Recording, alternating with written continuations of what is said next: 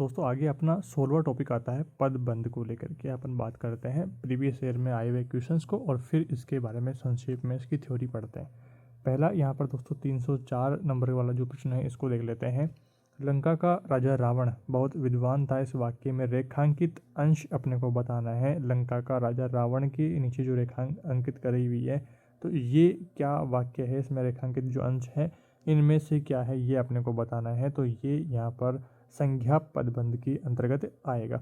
पदबंध क्या होता है पहले इसको समझते हैं, फिर आपको ये चीज़ें समझ में आएगी कि पदबंध यहाँ पर हमने संज्ञा पदबंध को टिक क्यों किया है। आरटेट 11 2012 में ये क्वेश्चन आया हुआ, ये आप समझ लीजिएगा। इसके बाद में दोस्तों यहाँ पर बात करते हैं पदबंध को लेकर के। पदबंध देखिए, शब्द एक से अधिक वर्णों से मिलकर के बने सार्थक वर्ण समूह को ही शब्द कहते हैं। जैसे रे, आ, मैं, आ, वे, ए, ते, आ, रे, ए, ऐसे ये सारे जो वर्ण हैं ये मिलकर के क्या बना रहे हैं, राम अवतार बना रहे हैं। इनको स्वर और व्यंजनों के योग से राम अवतार ये बन रहा है। तो इस प्रकार से सार्थक शब्द जो बन रहा है एक से अधिक वर्णों को मिलकर के जो सार्थक वर्ण समूह है वो क्या कहलाता है, शब्द कहलाता है। तथ्य क्या है इसके अंतर्गत देखिए, शब्द वर्णों के मेल से बनते हैं। सार्थक जो शब्द हैं वो वर्ण समूह या अक्षर समूह के होते हैं। शब्द स्वतंत्र रूप से प्रयुक्त होते हैं। वर्णों का वही समूह शब्द कहलाता है जिसका प्रयोग स्वतंत्र रूप से होता है। पद क्या कहलाते हैं, पद को लेकर के बात करते हैं तो पद किसे कहते हैं, जब कोई शब्द स्वतंत्र न होकर के व्याकरण के नियमों में बंध जाता है तो वह पद कहलाता है। शब्द व पद में अंतर क्या होता है, शब्द इधर बात करते हैं, पद इधर आप देखेंगे।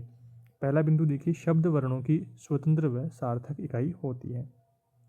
दूसरी ओर पद जो है वाक्य में प्रयुक्त शब्द को पद कहते हैं। इसके बाद में आगे बढ़ते हुए अपन यहाँ पर बात करते हैं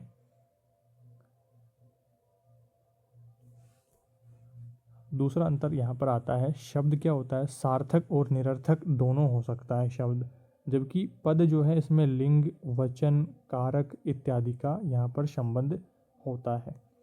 तीसरा अंतर है, शब्द का मात्र अर्थ परिचय होता है, शब्द का मात्र अर्थ परिचय होता है, जबकि पद वाक्य में अर्थ का संकेत भी देता है। ये बात रही।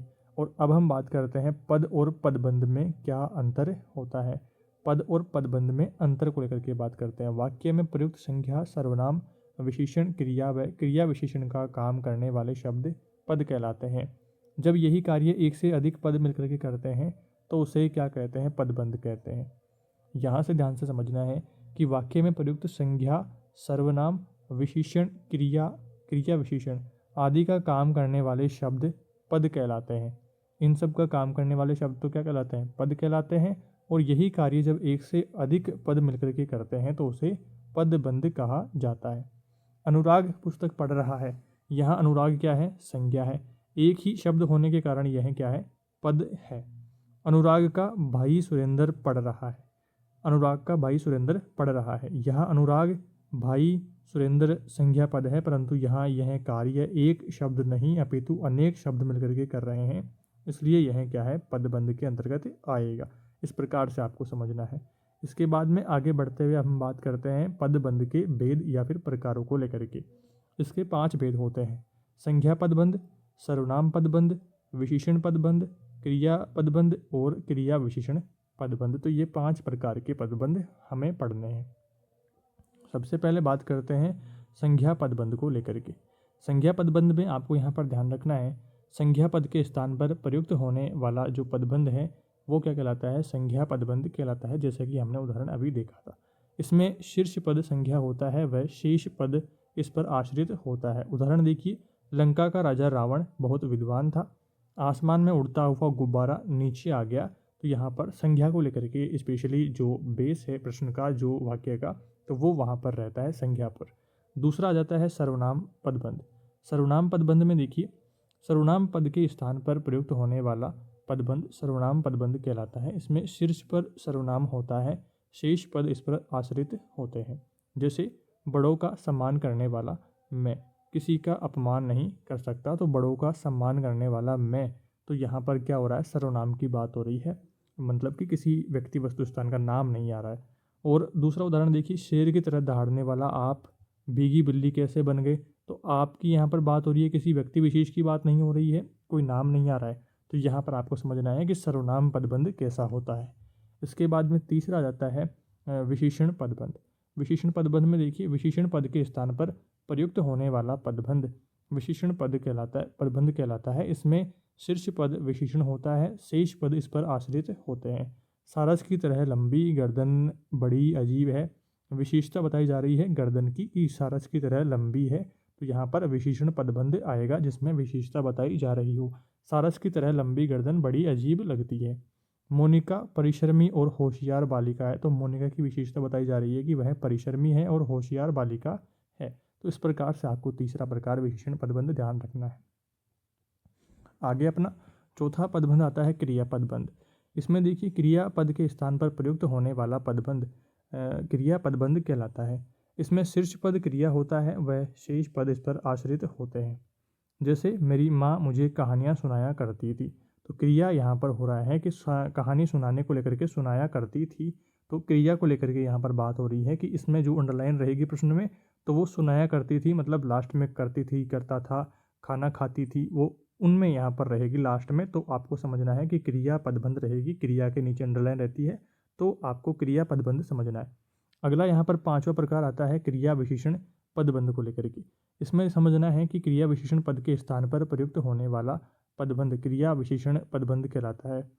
क्रिया विशेषण क्रिया विशेषण पद के स्थान पर, क्रिया विशेषण पद के स्थान पर प्रयुक्त होने वाला पदबंध क्रिया विशेषण पदबंध कहलाता है। इसमें शीर्ष पद क्रिया विशेषण होता है। जैसे वह चलते चलते अचानक रुक गया, वह चलते चलते अचानक रुक गया। मोहन घर से लौट कर के कहने लगा कि उसका मन नहीं लग रहा है। तो इस प्रकार के उदाहरण अगर आपको दिखते हैं तो आपको क्रिया विशेषण पदबंध समझना है। अब हम कुछ महत्वपूर्ण प्रश्नों को देख लेते हैं ताकि ये कॉन्सेप्ट आपकी और अच्छी प्रकार से क्लियर हो जाए। 305 नंबर पे अपना यहाँ पर क्वेश्चन आता है, शेर की तरह दहाड़ने वाला आप बिगी बिल्ली कैसे बन गए। यही सेम उदाहरण हमने अभी देखा था थोड़ी देर पहले ही। तो ये क्वेश्चन आया हुआ है रीट L2 2015 में, जिसका यहाँ पर सर्वनाम पदबंध अपना करेक्ट आंसर हो जाएगा। इसके बाद में 306 नंबर पे क्वेश्चन है, सारस की तरह लंबी गर्दन बड़ी अजीब लगती है। इसमें विशेषण क्या रहेगा, विशेषण पदबंध अपने को बताना है। तो रीट L2 2017 में ये क्वेश्चन पूछा हुआ है, सारस की तरह लंबी गर्दन, इसमें यहाँ पर जो अपना विशेषण है, जो विशेषण पदबंध है, ये रहने वाला है। इसके बाद में 307 नंबर पे क्वेश्चन आ जाता है, मोहन घर से लौट करके, मोहन घर से लौट करके कहने लगा कि उसका मन नहीं लग रहा है। तो घर से लौट करके यहाँ पर बात आ रही है, तो इसमें रेखांकित पदबंध में आपको ध्यान रखना है क्रिया विशेषण पदबंध, जो कि हमने पदबंध वाली जो थ्योरी अभी पढ़ी उसमें अच्छी प्रकार से सारे बिंदुओं को क्लियर कर लिया है। अगला महत्वपूर्ण टॉपिक अपना जाता है विलोम शब्द को लेकर के। सारे महत्वपूर्ण टॉपिक ही हैं, पर यहाँ से देखिए आपको प्रश्न हर टॉपिक में से मिलने वाले हैं, और ये छोटे छोटे टॉपिक्स हैं जहाँ पर गलतियाँ आपसे हो सकती हैं जल्दबाजी में, तो थोड़ा सा ध्यान से आपको देखना है। प्रीवियस ईयर आए हुए क्वेश्चंस को देखना है कि किस लेवल तक के क्वेश्चन पूछे गए हैं, और बाकी सारी चीज़ें जो कि समझने लायक आपको समझने के लिए ज़रूरी हैं, उन सब को लेकर के हम यहाँ पर डिस्कशन करने वाले हैं। 308 नंबर का क्वेश्चन देखिए, विपरीत अर्थ का बोध कराने वाले शब्द को क्या कहते हैं। तो विपरीत अर्थ का बोध कराने वाले शब्द को विलोम शब्द कहते हैं। आरटेट L2 2011 में पूछा हुआ क्वेश्चन है। इसके बाद में देखिए 309 नंबर पे क्वेश्चन है अपना, यहाँ पर आता है अनुरक्त का विलोम शब्द क्या है। अनुरक्त का विलोम शब्द है विरक्त। आरटेट L1 2011 का पूछा हुआ क्वेश्चन है। इसके बाद में अगला क्वेश्चन अपना यहाँ पर महत्वपूर्ण आता है 310 नंबर पर। 310 नंबर पे क्वेश्चन है कि किस युग्म में विलोम शब्द सही नहीं है। आरटेट L1 2011 में पूछा हुआ है। प्रवृत्ति का निवृत्ति सही बात है। बहिरंग का अंतरंग, बहिर्रंग है और फिर अंतररंग है, तो सही बात है। प्रत्यक्ष का परवर्ती, ये वाला गलत अपना जाता है। पदोन्नत का पदावन्नत, ये वाला भी सही है। प्रत्यक्ष का क्या रहेगा, परोक्ष रहेगा। प्रत्यक्ष मतलब आंखों के सामने और परोक्ष मतलब आंखों से परे या फिर दूर। इस प्रकार से आपको समझना है 310 नंबर का क्वेश्चन। 311वां क्वेश्चन है अपना, 311वां क्वेश्चन है संतोष का विलोम शब्द क्या है। संतोष का विलोम शब्द है असंतोष। आरटेट L1 2011 में पूछा हुआ क्वेश्चन है। 312 नंबर पे क्वेश्चन है स्वाधीन का विलोम शब्द क्या है। आरटेट L2 2011 का पूछा हुआ क्वेश्चन है। स्वाधीन का है पराधीन। जीवित का विलोम शब्द क्या है। जीवित का विलोम शब्द है मृत। आरटेट L1 2012 में क्वेश्चन पूछा है। इसके बाद में देखिए अगला क्वेश्चन आ जाता है 314 नंबर पे क्वेश्चन है सुयोग का विलोम शब्द क्या होगा, कुयोग। आरटेट L2 2012 में पूछा हुआ क्वेश्चन है। इसके बाद में अगला यहाँ पर 315 नंबर पे क्वेश्चन आता है, उत्कर्ष का सही विलोम अपने को बताना है। रीट L2 2017 में क्वेश्चन पूछा है उत्कर्ष का यहाँ पर रहेगा अपकर्ष। अपकर्ष आपको करेक्ट आंसर यहाँ पर ध्यान रखना है। 316 नंबर पे क्वेश्चन है, उत्तम का विलोम शब्द क्या है। उत्तम का यहाँ पर होगा अधम। उत्तम का अधम आपको विलोम शब्द ध्यान रखना है। रीट 2021 L1 में क्वेश्चन पूछा हुआ है। 317 नंबर पे क्वेश्चन है, विरोधी शब्द का विलोम शब्द अपने को बताना है। विरोधी शब्द का विलोम यहाँ पर होगा समर्थक, विरोध करने वाला और समर्थन देने वाला, तो इस प्रकार से समझना है। आरटेट L1 2022 में क्वेश्चन पूछा हुआ है। इसके बाद में 318 नंबर पे क्वेश्चन है, आवश्यक शब्द का विलोम शब्द बनाने के लिए कौन सा उपसर्ग प्रयुक्त होगा। तो अन उपसर्ग यहाँ पर जुड़ने वाला है, फिर अनावश्यक यहाँ पर हो जाएगा। तो आरटेट L2 2022 का क्वेश्चन है। 319 नंबर पे क्वेश्चन है, अनुकूल का विलोम शब्द अपने को बताना है। तो अनुकूल का होगा प्रतिकूल। इसके बाद में अगला क्वेश्चन 320 नंबर पे क्वेश्चन है, कोप शब्द का विलोम शब्द अपने को बताना है। कोप का होगा कृपा। अगला अपना टॉपिक आता है पर्यायवाची शब्दों को लेकर के। 321वां क्वेश्चन इसमें है, किस समूह के सभी शब्द चंद्रमा के पर्यायवाची हैं। चंद्रमा का पर्यायवाची यहाँ पर होगा शशि, इंदु और रजनीपति। ए ऑप्शन अपना करेक्ट यहाँ पर होगा। आरटेट L1 2011 में क्वेश्चन पूछा हुआ है। यहाँ पर कुछ महत्वपूर्ण यहाँ पर देखिए, चंद्रमा के जो पर्यायवाची हैं उनको हम पढ़ते हैं। चंद्रमा, चंद्र, राकापति, राकेश, मयंक, सोम, शशि, इंदु, मृगांक, हिमकर, कलानिधि, सुधाकर, निशाकर, द्विजराज, विधु, चांद, तारकेश, तारापति इत्यादि जो हैं चंद्रमा के पर्यायवाची शब्द। इसके बाद में 322 नंबर पे अपना क्वेश्चन आ जाता है, कौन सा शब्द कमल का पर्यायवाची नहीं है। तो कमल का पर्यायवाची मनसीज नहीं है, जलज भी है, अंबुज भी है और पंकज भी है। आरटेट L2 2011 में क्वेश्चन पूछा हुआ है।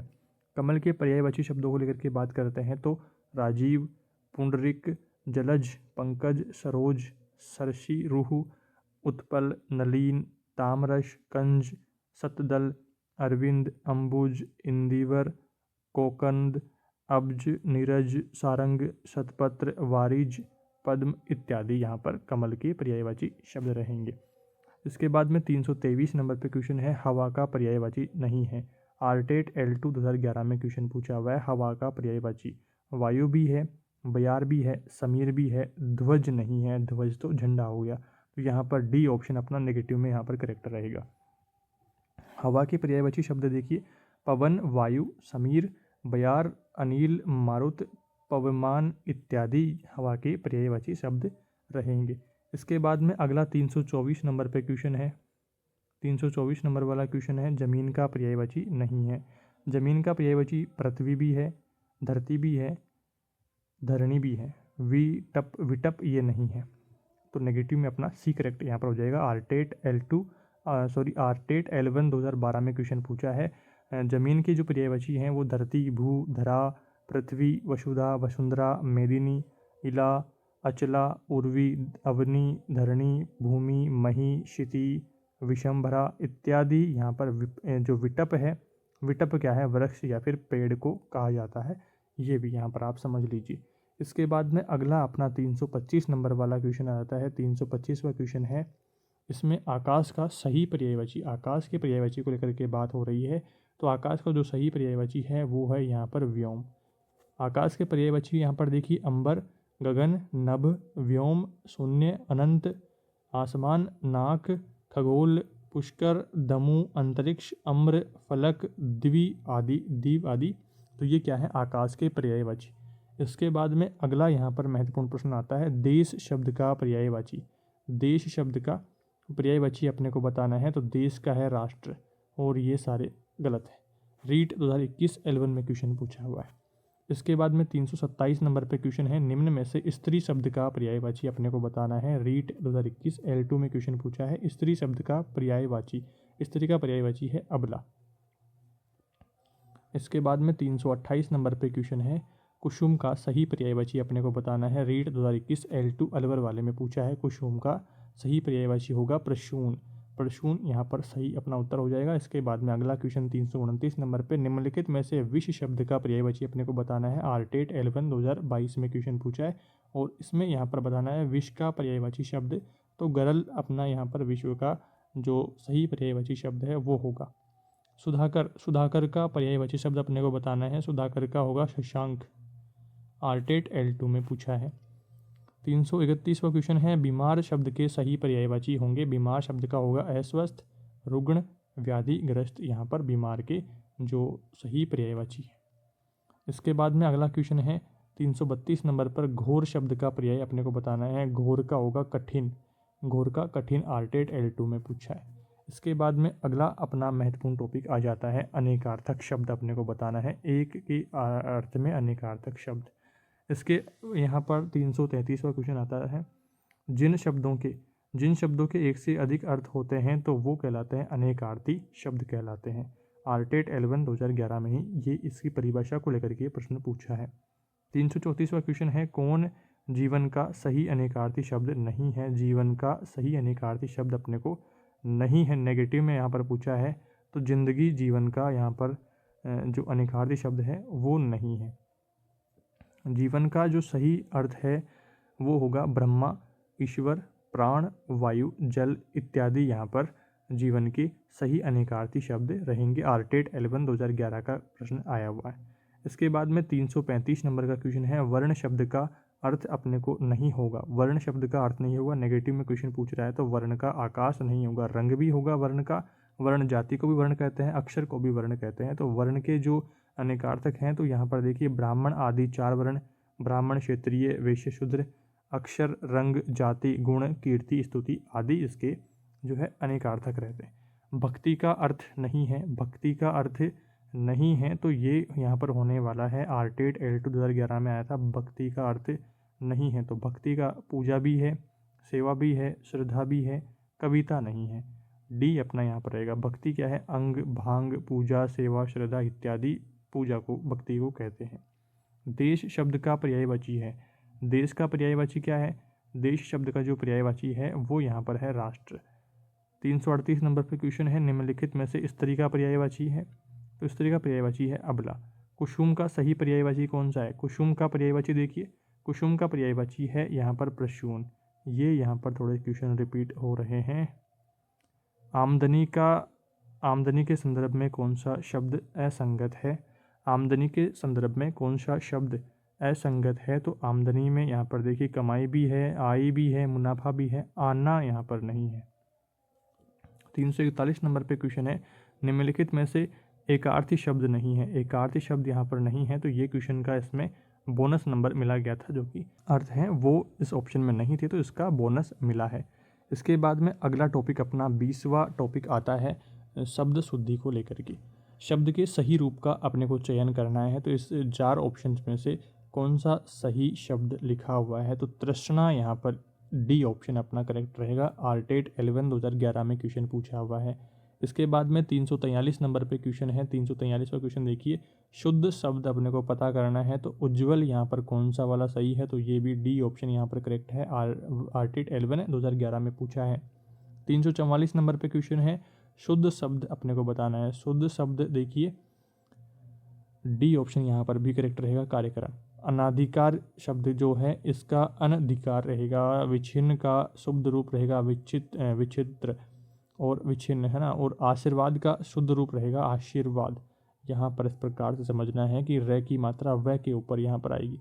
इसके बाद में 345 नंबर पे क्वेश्चन है, निम्नलिखित में से शुद्ध वर्तनी अपने को बतानी है। तो डी ऑप्शन यहाँ पर रहेगा। ये सारे यहाँ पर शुद्ध नहीं है। कैलाश जो है अशुद्ध है, कैलाश इसका यहाँ पर शुद्ध रहेगा। प्रज्वलन जो है अशुद्ध है, प्रज्वलन यहाँ पर शुद्ध रहेगा। मिष्टान जो है अशुद्ध है, मिष्टान इस प्रकार से शुद्ध रहेगा। तो ये सारी चीज़ें आप ज़रूर से याद कर लीजिएगा। इसके बाद में अगला 346 नंबर पे क्वेश्चन है, निम्न में से वर्तनी की दृष्टि से शुद्ध शब्द अपने को बताना है। तो स्पष्ट जो है ये वाला शुद्ध है, बाकी की ये शुद्ध नहीं है। आर्टेट L2 2022 में। इसके बाद में 347 नंबर पे क्वेश्चन है, सावन शब्द का हिंदी शुद्ध रूप अपने को बताना है। तो ये क्वेश्चन यहाँ पर इसका बोनस नंबर मिला गया था, जो कि गलत यहाँ पर ऑप्शंस डाले गए थे। इसके बाद में अगला प्रश्न आ जाता है 348 नंबर पे, निम्नलिखित में से वर्तनी की दृष्टि से मानक स्वरूप अपने को पता करना है। तो दब यहाँ पर इसका आंसर सही रहेगा। इसके बाद में 349 नंबर पे क्वेश्चन है, वर्तनी की दृष्टि से शुद्ध रूप अपने को बताना है। तो वर्तनी की दृष्टि से शुद्ध रूप यहाँ पर श्रृंखला का रहने वाला है। आर्टेट L2 का क्वेश्चन पूछा हुआ है। इसके बाद में अगला टॉपिक अपना जाता है वाक्य शुद्धि को लेकर के। वाक्य शुद्धि में भी कुछ महत्वपूर्ण प्रश्न आए हुए हैं। आर्टेट L2 2011 में क्वेश्चन पूछा है शुद्ध वाक्य को लेकर के। तो यहाँ पर यह एक ऐतिहासिक घटना, यह ऐतिहासिक घटना है, ये वाला वाक्य यहाँ पर शुद्ध है। दरअसल में वह उससे, ये गलत है। डाकू के पैरों में हथकड़ियाँ, ये गलत है। आपका भवदीय, ये गलत है। शुद्ध वाक्य क्या है? यह ऐतिहासिक घटना है। इसके बाद में इसकी व्याख्या अपन थोड़े से समझते हैं कि किस प्रकार से सारी बात रही है। तो दरअसल में वह उससे प्रेम करता है, दरअसल में वह उसमें प्रेम करता है। तो वाक्य में अनावश्यक शब्द संबंधित अशुद्धि है। दर में वे दोनों में से किसी एक का ही प्रयोग उचित होगा।